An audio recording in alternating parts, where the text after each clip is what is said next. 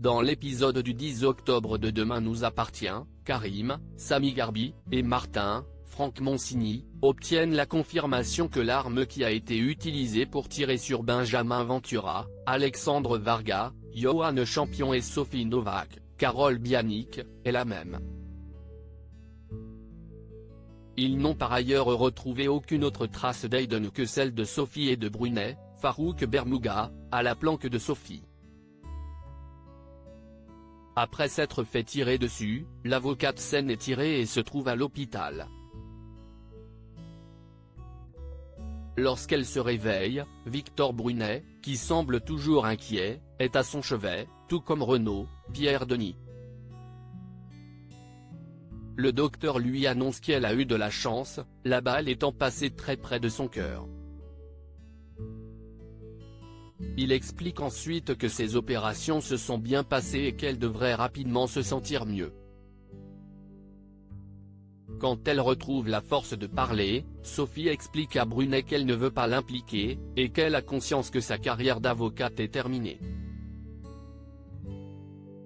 Plus tard, lorsqu'elle fait la description de la tireuse Alisa, Naïma Rodrique, Sophie mentionne un tatouage au poignet.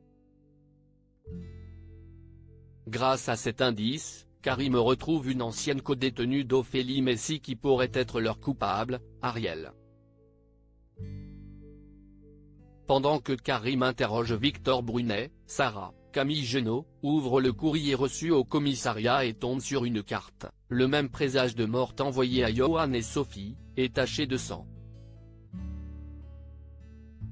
Pendant ce temps, Charlie, Clémence Lassala, et François, Emmanuel Moire, discutent de la soirée des Moreno.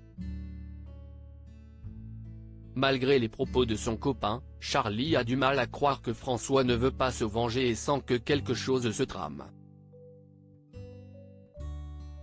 Et elle a raison.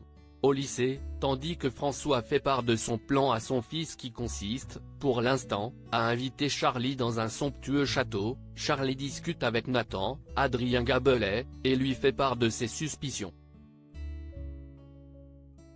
Elle appelle ensuite le château et découvre qu'aucune réservation n'a été faite à leur nom.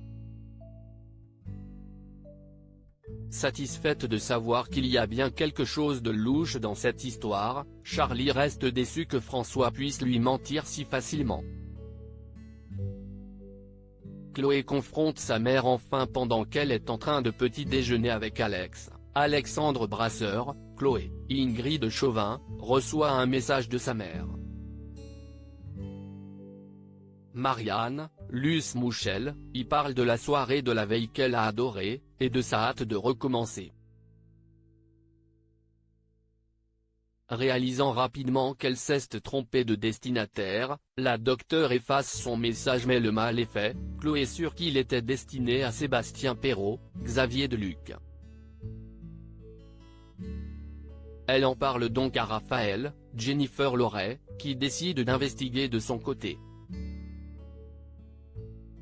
Ne se doutant pas de ce qu'elle a provoqué, Marianne discute quant à elle de sa soirée avec Renaud, avec qui elle s'est inscrite à un club de vélo en salle.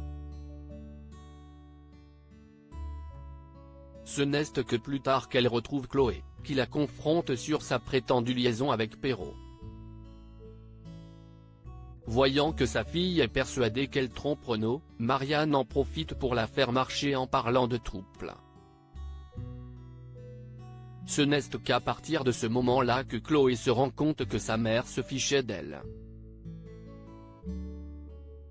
Quant à Raphaël, son père l'a également rapidement détrompé, tout en admettant voir une femme, la fameuse Claire avec qui il avait été prendre un verre il y a peu.